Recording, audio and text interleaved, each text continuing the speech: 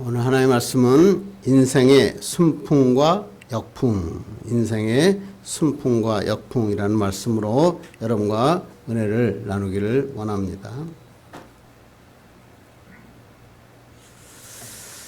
일본의 사쿠라이 쇼이치라고 하는 사람이 지은 책 중에서 운이 복리처럼 쌓이는 사람들의 습관들이라는 책이 있습니다. 이 책은 출간 당시에 일본 아마존 베스트 1위에 올랐고 목표를 향해 도전하는 사람에게 전달되는 울림이 있는 책이다. 그래가지고 많은 사람으로부터 큰 호평을 받았던 책입니다. 이 책은 이렇습니다. 왜 저 사람은 뭐든 술술 잘 풀릴까? 라고 질문하고 인생의 고수 그리고 경영의 고수들이 알려주는 그들이 운 좋게 이기는 습관이 무엇일까에 대해서 소개하고 있습니다. 이 책에서는 이렇게 얘기합니다. 무슨 일이든지 잘 풀리는 사람을 보고 우리는 운이 좋다라고 얘기한다고 합니다. 그렇다면 과연 운 좋은 사람은 타고나는 것일까? 부와 성공을 누리는 운명은 따로 있는가? 그렇게 묻고 결론은 그렇지 않다. 운은 누구에게나 공평하게 찾아온다. 단지 운이 찾아올 때 그것을 자기 것으로 만드는 사람이 있는가 하면 그렇지 못한 사람이 있을 뿐이다. 라고 얘기하고 그러면서 좋은 운을 붙잡고 나쁜 운을 물리치기 위한 39가지의 비법을 공개하고 있습니다. 이 책에 이러한 얘기 나옵니다. 인생의 역풍과 순풍에 대한 얘기를 합니다.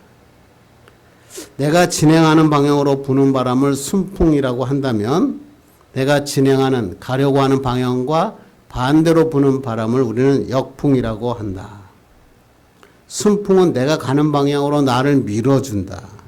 그래서 순풍에 돛을 단다라는 말이 있듯이 순풍은 내 인생을 살아가는데 앞으로 나가는데 도움이 된다는 것입니다.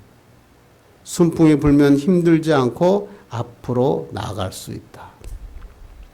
그런데 역풍이 부는 순간, 그때 이것이 어려움인지 알았는데 역풍의 순간이 도움이 되는 순간이 많이 있더라.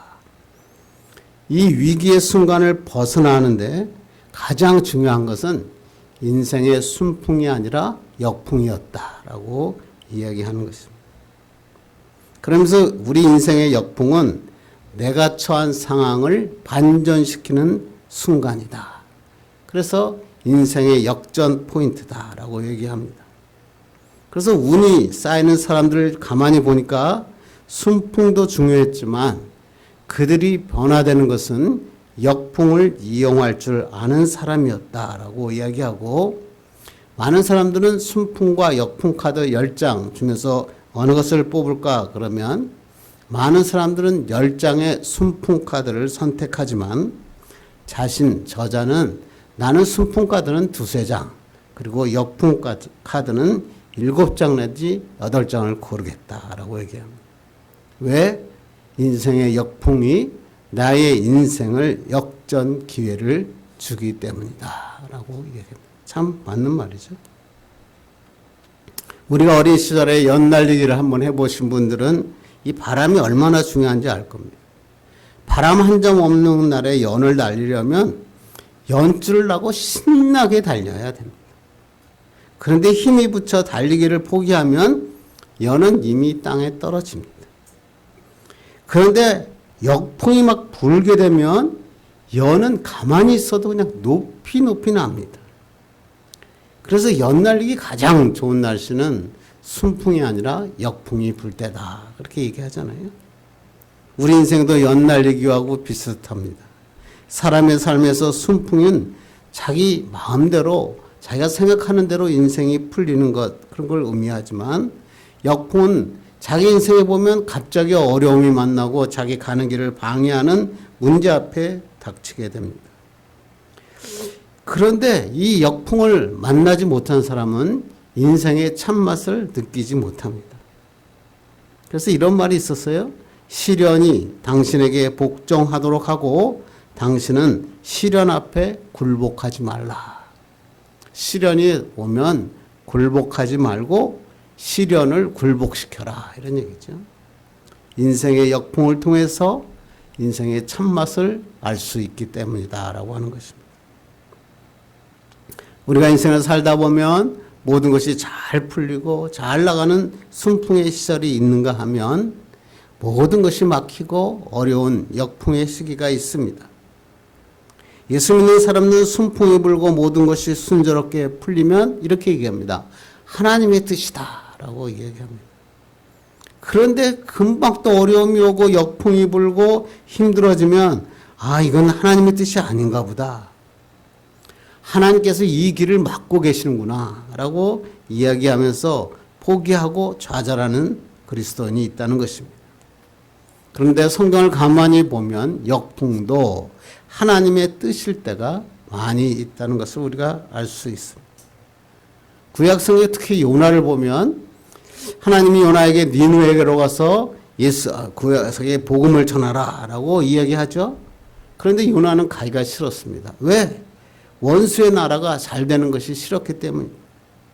그래서 니느웨의 반대인 다시스로 가려고 갔더니 글쎄 마침 다시스로 가는 배가 그 항구에 있는 것입니다.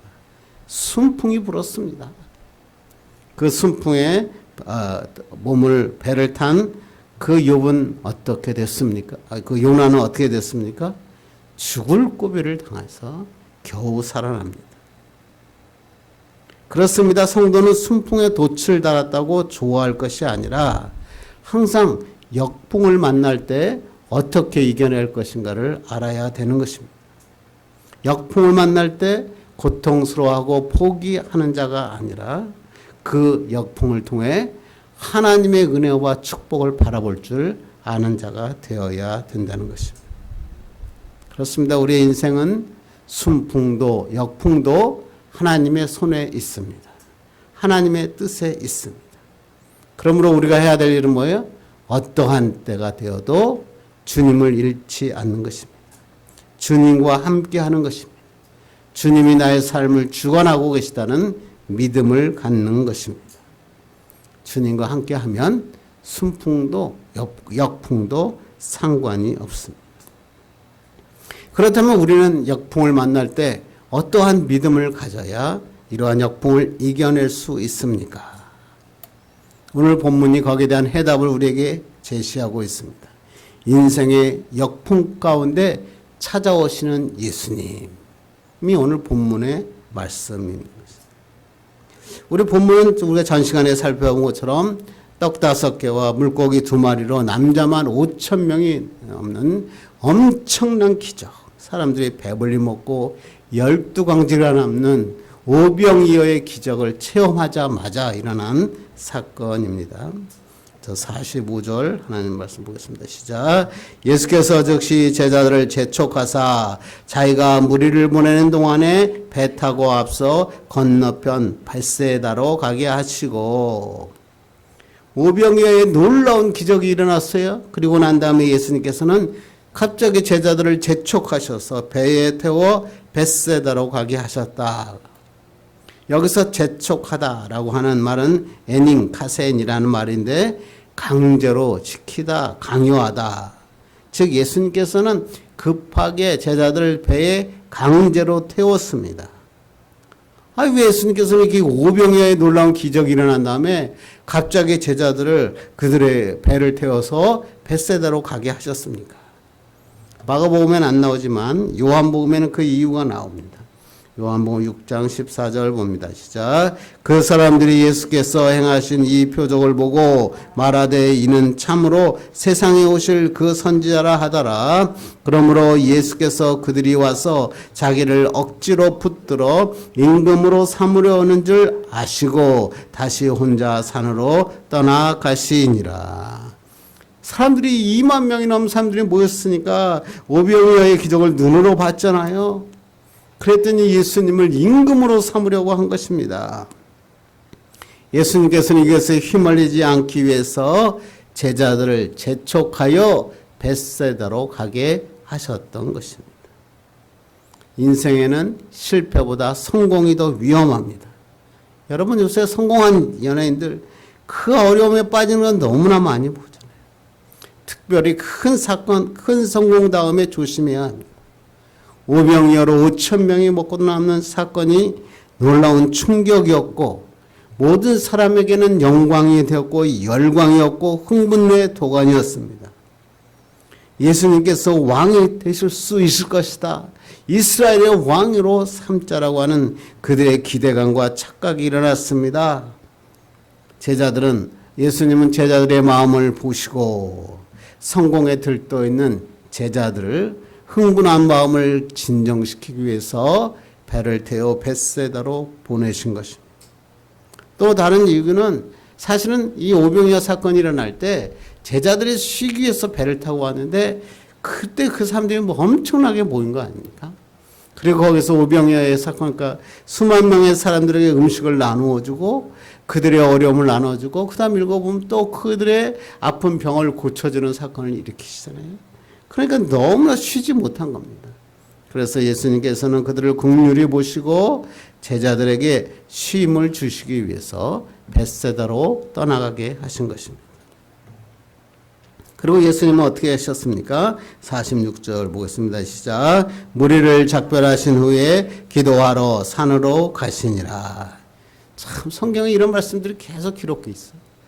이 무리들이 환호하고 예수님을 왕으로 삼으려면 우리 같으면 거기에서 박수 받고 왕으로 대할 줄 알았는데 예수님은 무리와 헤어지셨어요. 그리고 습관을 따라 기도하러 산으로 가셨다. 기도하러 산에 올라가시는 것이 예수님의 습관이셨다는 것입니다. 관중의 환호 소리가 아니라 하나님의 목소리에 집중하고 있는 예수님의 그 모습을 우리는 바라보는 것입니다. 그런데 어떤 일이 일어납니까? 48절 보겠습니다. 시작. 바람이 거스름으로 제자들이 힘겹게 노젓는 것을 보시고 밤 사경쯤에 바다 위로 걸어서 그들에게 오사. 예수님께서는 기도하러 산에 올라가셨어요.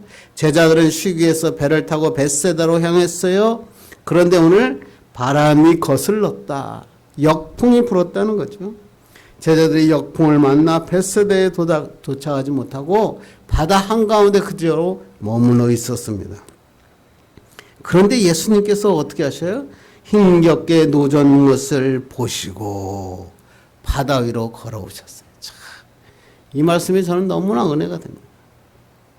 그리고 예수님께서 배에 오르사 바람이 그쳤습니다. 사실 제자들이 역풍을 만났을 때 바로 예수님이 찾아오실 수 있었는데 왜 예수님께서는 한참 몇 시간의 그 사투가 지난 다음에 찾아오셨을까? 왜 찾아오셨죠? 예수님께서는 제자들의 믿음을 보기 원하셨기 때문에 그렇습니다. 우리도 마찬가지입니다. 예수님께서는 순풍이 불 때나 역풍이 불 때나 우리를 지켜보고 계십니다. 이 믿음을 가져야 됩니다. 그리고 믿는 자에게, 믿음을 가진 자에게 예수님께서는 은혜를 베풀어 주시고 풍랑을 잔잔케 하시며 더 빨리 가게 하시는 축복을 주십니다. 그렇다면 우리가 인생의 역풍을 만날 때 우리가 어떻게 하면 굳건한 믿음을 가지고 우리가 기억해야 될 사건이 무엇입니까? 어떻게 하면 인생의 역풍을 이겨나고 항해할 수 있습니까? 오늘 본문을 통해서 은혜를 나누기를 간절히 바랍니다. 첫째, 인생의 역풍이 불 때 우리가 잊지 말 것은 누구나 인생의 역풍을 만날 때가 있다. 누구나 인생의 역풍을 만날 때가 있다는 것을 알아야 되는 것입니다. 다시 한번 45절을 다시 한번 이렇게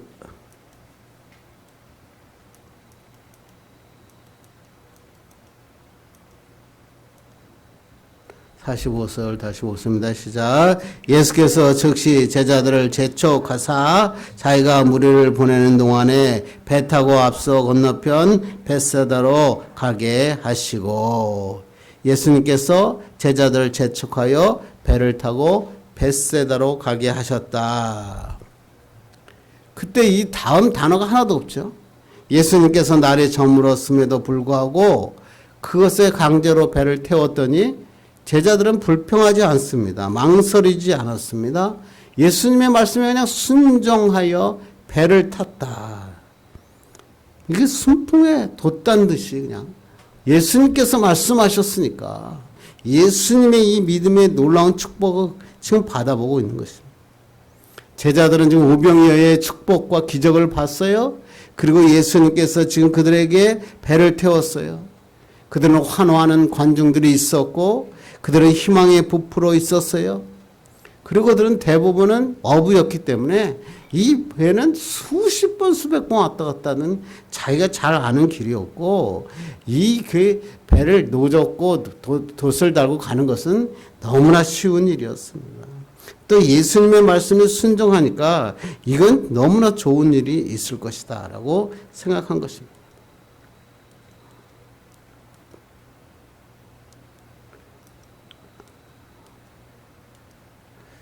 그런데 48절 보겠습니다. 시작. 바람이 거스름으로 제자들이 힘겹게 노젓는 것을 보시고 밤 사경쯤에 바다 위로 걸어서 그들에게 오사 지나가려고 하시매.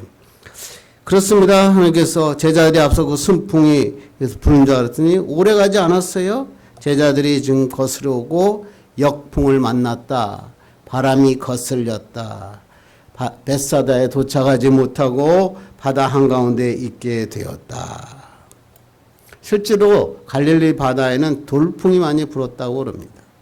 바람이 더 거세져 가니까 돌풍이 많이 부니까 점점 그곳에 벳사다로 가야 되는데 점점 멀어지고 있는 것입니다. 제자들은 힘겹게 노를 젓습니다. 밤 사경쯤 장소는 육지로부터 멀리 떨어져 있는 바다 한가운데 있었습니다. 요한복음 가만히 보니까 이때가 10열이 시간성으로 6시간 정도, 엄청난 시간이죠. 그 정도 소요됐던 것으로 봤고 역풍 때문에 최악의 상황에 빠지게 되었습니다. 오병이어 때문에 지금 큰 희망을 보고 막 흥분해 있던 제자들이 흥분이 다 사라졌습니다. 오병이어의 달콤한 경험도 다 잊어버렸습니다. 그 순간만 생각하면 예수님 제자하는 거 너무 신이 났습니다. 그런데 역풍을 만나니까 목이 죽게 됐습니다. 전혀 다른 상황을 마주치게 됐습니다. 돛을 내릴 수밖에 없었어요. 이제 돛을 내리고 손으로 힘겹게 노를 저어야 됐다는 것입니다. 그런데 아무리 노를 저어도 역풍 때문에 한 치 앞을 나갈 수 없었습니다.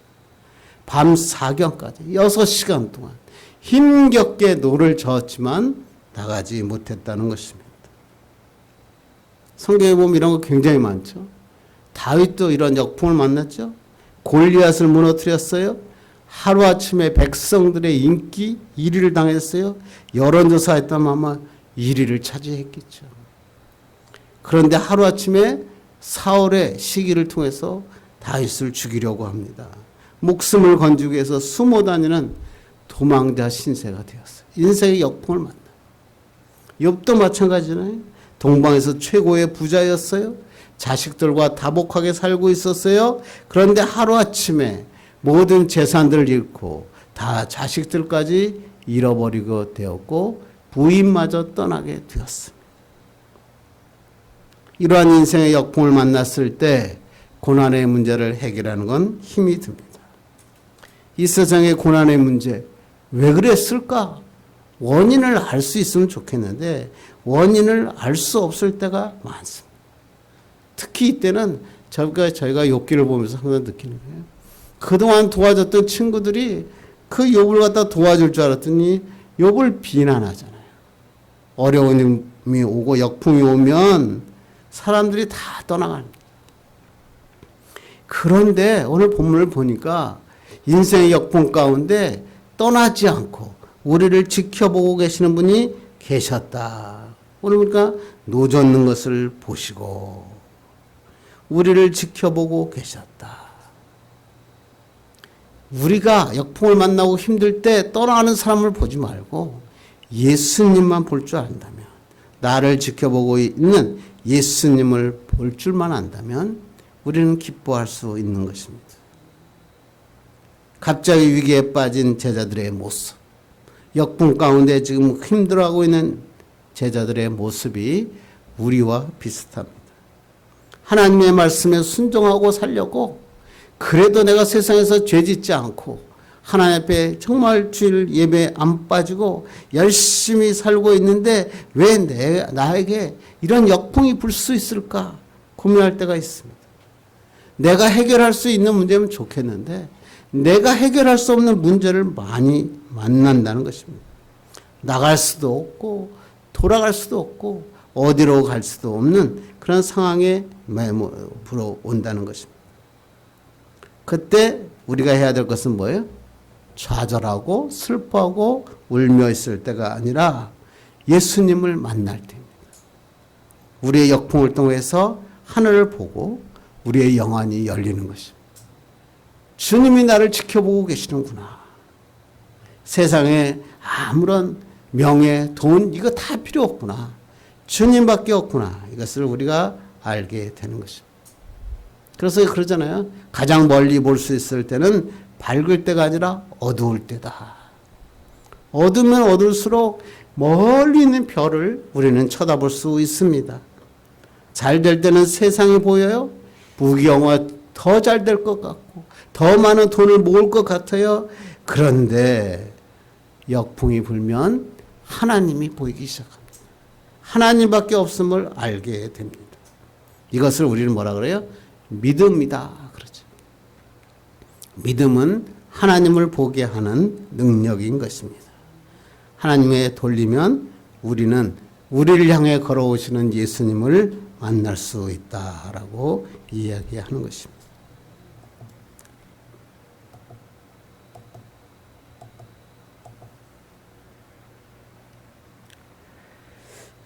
영국의 청교도 목사님 중에서 어거스트 토플라이라고 하는 목사님이 계셨어요. 그는 더블린에 있는 트리니티 대학을 졸업했고 1762년에 목사 안수를 받았어요.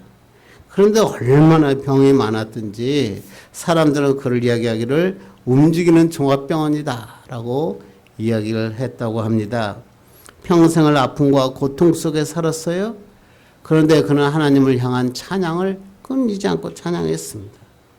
그래서 그는 찬송시를 많이 지어서 천국을 가는 이 성도의 인생길을 항해에 비유하며 많은 찬송시를 지었습니다. 그 중에서 373장 고요한 바다로라고 하는 그 찬송을 지었습니다. 저는 참 멋있더라고요. 고요한 바다로 저 천국 향할 때 주 내게 순풍 주시니 참 감사합니다. 2절이 더 좋아요. 큰 물결 일어나 나 쉬지 못하나 이 풍랑 인연하여서 더 빨리 갑니다. 역풍 큰 물결이 일어나 나 쉬지 못하나 이 풍랑 인연하여서 더 빨리 갑니다. 토플라디 목사님은 주님의 도우심을 확신했기 때문에 고요한 바다에 부는 순풍도 그렇지만 뿐만 아니라 모든 역경과 고난처럼 보이는 거센 풍랑 가운데서도 신앙의 항해, 주님을 잃지 않고 주님을 바라본다 이렇게 고백한 것입니다.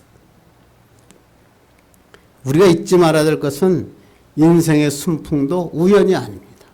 하나님의 은혜입니다. 그래서 우리가 순풍 불 때 어떻게 해요? 겸손해요. 겸손하며 하나님 앞에 감사하는 사람이 되어야 됩니다. 역풍이 불면 우리 가운데 지금도 날 지켜보고 계시는 예수님을 바라봐야 됩니다. 예수님께서 역풍 가운데 지금 나를 보고 계시고 나를 도와주시러 물 위로 걸어오실 것을 믿는 여러분 되기를 간절히 바랍니다. 두 번째, 우리가 역풍 가운데 이겨나기 위해서는 역풍 가운데는 주님께서 찾아오신다라는 믿음을 가져라. 48절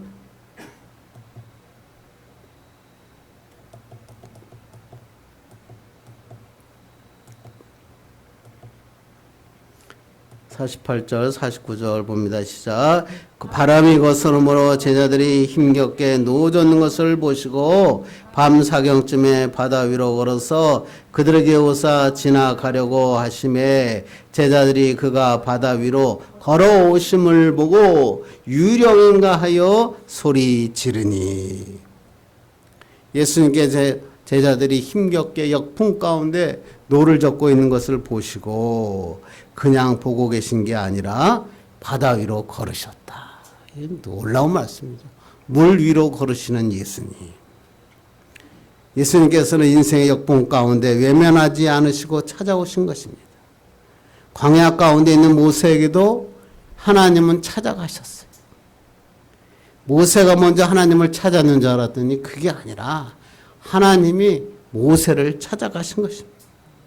이스라엘의 고통과 부르짖음을 보시고 모세를 찾아가셨다는 것입니다. 하나님의 특징이 뭐예요? 절망적인 순간엔 반드시 찾아오신다는 거예요. 제자들이 지금 힘겹게 노를 젓고 있으니까 예수님께서 바다 위를 걸어오셨습니다. 바다 위를 걸어오자 제자들은 유령이라고 소리칩니다. 왜 근데 이 역풍 가운데 예수님이 바다 위를 걸어오셨는데 이것을 알아보지 못했을까요? 제자들은 설마 예수님께서 물 위로 걸어서 우리를 구원해 주실 것이다 라는 믿음이 부족했어. 몇 시간 전에 오병이어의 사건을 경험했고 그 놀라운 은혜를 경험한 사람이었는데 예수님이 걸어오시니까 설마 저 예수님이 우리를 향해서 오실 것이다 라는 믿음이 없어서 유령이다 라고 소리치고 있다고 하는 것입니다. 그래서 본문은 이렇게 이야기하고 있습니다. 62절 읽겠습니다. 시작. 이는 그들이 그 떡 떼시던 일을 깨닫지 못하고 도리어 그 마음이 둔하여 졌음이러라. 예수님과 함께 있을 때는 막 믿음이 막 충만하고 흥분했어요. 주님의 놀라운 역사를 경험하니까 막 왕으로 삼으려고 하니까 막 기쁘고 들떴는데 지금 예수님이 떨어지니까 지금 예수님이 안 보이니까 그들의 믿음에 진면목이 나타난 겁니다. 이 연약한 믿음의 특징은 뭐예요? 상황에 따라서 믿음이 왔다 갔다 합니다. 저는 이 본문 말씀을 이렇게 바꾸면 어떨까? 예수님이 제자들이 만약 믿음을 바로 갖고 있었다면 예수님이 쫙 물 위로 걸어오시니까 그들이 전부 다 일어서 가지고 주님인 줄 알았습니다. 예수님 외에 이 물 위로 걸어오실 분이 누구십니까? 주님은 바로 하나님이십니다. 이러고 막 찬양하고 박수를 치고 그랬으면 얼마나 좋았겠습니까? 그런데 본문은 그렇지 않죠. 제자들의 영안은 닫혀 있었다는 것입니다. 그렇게 오랫동안 지금 오랜 시간 1년 정도 된 시간이거든요. 1년 동안 예수님의 말씀을 듣고 기적을 경험하고 그랬는데 지금 깨닫지 못한 그들의 연약한 믿음을 볼 수 있다는 것입니다. 그러자 예수님께서 뭐라고 말씀하십니까?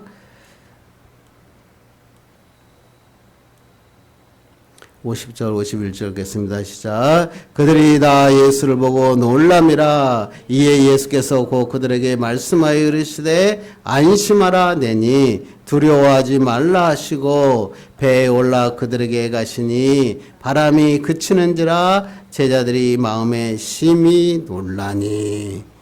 예수님께서 제자들의 배에 오르셨어요. 바람이 그쳤어요. 예수님께서 뭐라 그래요? 안심하라 내니 두려워하지 말라. 여기서 놀라운 말씀 내니라고 하는 말입니다. 그들의 마음속에 내니라고 하는 말이 누구예요?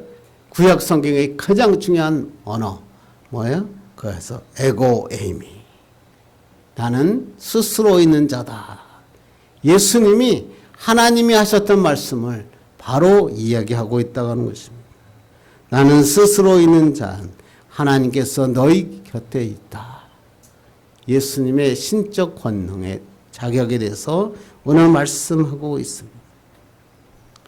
마가복음에 생략되어 있지만 이 마태복음은 이때 어떤 일이 일어났는지 이렇게 기록합니다. 마태복음 14장 28절 보겠습니다. 시작. 베드로가 대답하여 이르되 주여 만일 주님이시거든 나를 명하사 물 위로 오라 하소서 하니. 예수님께서 안심하라 두려워하지 말라라고 말씀하시자 그때 이제 베드로가 나와서 주여 만일 주님이시거든 나를 명하사 물 위로 오라 하소서. 여러분 너무나 잘하는 말씀이죠. 그러니까 예수님께서 오라 그러잖아요. 베드로가 물 위로 걸어서 예수님을 깨러 가다가 바람을 쳐다봐요. 그러다가 무서워 빠져 들어갑니다. 그때 베드로가 뭐라고 해요? 주여 나를 구원하소서. 그러니까 예수님께서 뭐라고 말씀하실까? 31절 읽겠습니다. 시작. 예수께서 즉시 손을 내밀어 그를 붙잡으시며 이르시되 믿음이 작은 자여 왜 의심하였느냐 하시고. 오늘 이 역풍의 사건의 키워드가 뭐예요? 믿음이었다는 거 우리가 알 수 있어요. 예수님께서 즉시 손을 내밀어 베드로를 붙잡으면서 믿음이 작은 자여 왜 의심하였느냐. 그래서 본문 마가복음에서 뭐라고요? 믿음이 없어서 의심하는 것을 제자들이 심히 놀랬다라고 기록하는 것입니다. 오병이어의 기적을 체험했음에도 불구하고 마음이 둔하여져서 예수님의 능력을 알지 못했다라고 하는 것입니다. 그리고 그러자 마태복음 33절 읽겠습니다. 시작. 배에 있는 사람들이 예수께 절하여 이르되 진실로 하나님의 아들이로소이다 하더라. 예수님 배에 오르자 모든 것은 잔잔해졌고 사람들이 진실로 하나님의 아들이로소이다. 역풍 가운데 찾아오시는 예수님은 누구시라고요? 천지 만물을 창조하시고 그 우리를 풍랑을 잔잔케 하시는 예수님, 하나님의 아들이십니다. 복음의 메시지를 오늘 전하고 있는 것입니다. 그렇습니다. 오늘도 인생의 역풍 가운데 주님은 지켜보시는 것뿐만 아니라 직접 찾아오셔서 안심하라 내니 두려워하지 말라라고 우리에게 말씀하고 있습니다. 우리가 가져야 될 것은 뭐예요? 너의 연약한 믿음이 아니라 굳건한 믿음을 가져라는 것입니다. 예수님은 우리가 이러한 역풍 가운데서도 넉넉히 이기시기를 원하시는 분이시다라고 하는 것입니다. 교회에서도 믿음 생활할 때 저 사람 믿음 있는 것 같아. 그런데 보니까 세상에 나가니까 막 좌절하고 넘어지고 쓰러진 사람들이 너무 많아요. 그래서 우리가 교회 와서도 믿음을 가져야 되지만 세상에 나가서는 역풍이 많이 부니까 더 굳건한 믿음을 가져야 됩니다. 예수님을 바라볼 줄 알아야 돼요. 내 힘 갖고 인생 사는 게 아니구나. 하나님의 능력으로 살아야 되는구나. 이것을 알 때 하나님이 찾아오시는 거예요. 우리의 모든 풍랑을 이겨내게 하시고 승리하게 하시는 것입니다. 이러한 믿음을 갖는 여러분 되기를 간절히 바랍니다. 여러분이 너무나 잘 아는 미국이라는 세계적인 문화, 나다니엘 호선, 큰 바위 얼굴로도 유명하고 또 그 사람이 주홍글 씨라고 하는 걸로 유명한 사람이죠. 그는 매사추세츠의 세관 직원이었어요. 그는 정직하고 성실하게 일했는데 직장 상사의 그 사소한 문제로 인해서 실직을 하게 됩니다. 실직을 하고 났는데 또 사람들을 만나서 사기를 당하고 배신을 당하고 많은 고난을 겪었어요. 인생의 역풍을 만난 거죠. 근데 인생의 역풍을 만났을 때 아내가 이렇게 얘기합니다. 여보, 너무 잘된 일이네요. 이제야말로 하나님께서 당신이 하고 싶은 일을 할 수 있는 기회를 주시는 것 같습니다. 이제부터 당신이 그토록 원하는 글을 한번 쓰십시오. 그리고 그가 쓴 글이 뭐예요? 바로 그가 시를 썼어요. 그 소설이 뭐냐면 주홍글씨. 그리고 이 글이 막 전 세계적으로 유명한 글이 되어 성공하게 됐어요. 많은 사람들이 그 호선에게 이렇게 얘기합니다. 어떻게 당신이 이렇게 멋진 작품을 만들 수 있었습니까? 성공 비결이 무엇입니까? 그랬더니 이렇게 얘기합니다. 하나님이 계신 이상, 그리고 내가 하나님의 사랑의 손길을 붙잡는 이상 내 인생은 안전합니다. 그러면서 그가 항상 암송하고 있던 하나님의 말씀을 기자들에게 읽어 주셨습니다. 그게 뭐예요? 두려워하지 말라. 내가 너와 함께 함이라. 놀라지 말라. 나는 내 하나님이 됨이라. 내가 너를 굳세게 하리라. 참으로 너를 도와주리라. 참으로 나의 의로운 오른손으로 너를 붙들리라. 이사야 41장 10절 말씀을 그들에게 전해 주었다는 것입니다. 저는 이 말이 너무나 좋아요. 하나님이 계신 이상 우리 인생은 안전합니다. 우리가 인생에 역풍을 만나도 두려워할 필요가 없는 것입니다. 놀랄 필요가 없습니다. 예수님께서 우리를 보고 계시고 우리를 찾아오시고 우리에게 손을 내밀어 주십니다. 그리고 풍랑도 잔잔케 하시고 더 빨리 가게 하시는 축복의 역사를 경험할 수 있는 것입니다. 이제 말씀을 해주려고 합니다. 우리 인생에는 순풍이 불 때도 있고 역풍이 불 때도 있습니다. 순풍이 불 때도 믿음이 필요합니다. 더 겸손하고 감사하는 믿음이 필요합니다. 그런데 역풍이 불면 더 큰 믿음이 필요합니다. 굳건한 믿음이 필요합니다. 주님이 나를 지금 지켜보고 계시고 주님 찾아와 주실 것이다 라고 하는 이 굳건한 믿음을 가질 때 승리하는 자가 될 수 있습니다. 그래서 우리는 두려워할 필요가 없습니다. 순풍이 불면 겸손하게 감사하고 역풍이 불면 눈을 들어 주님을 바라보는 거예요. 그럴 때 하나님께서는 기적을 베풀어 주시고 내 인생의 나머지 인생을 통해 하나님의 놀라운 일을 이루십니다. 이러한 믿음의 사람들 되기를 주님의 이름으로 축원합니다. 기도하겠습니다. 하나님 감사합니다. 오늘도 인생의 순풍이 불 때나 인생의 역풍이 불 때나 하나님을 믿는 믿음을 가지고 승리하라. 우리에게 말씀하여 주니까